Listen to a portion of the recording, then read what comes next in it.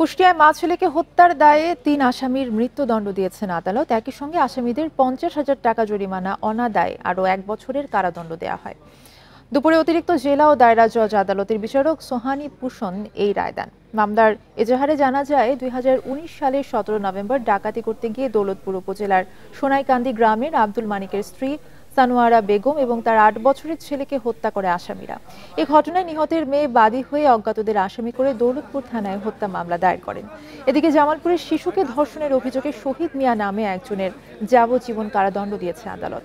একই সঙ্গে আসামিকে ১ লাখ টাকা জরিমানা ও অনাদায়ে ১ বছরের কারাদণ্ড দেওয়া হয়।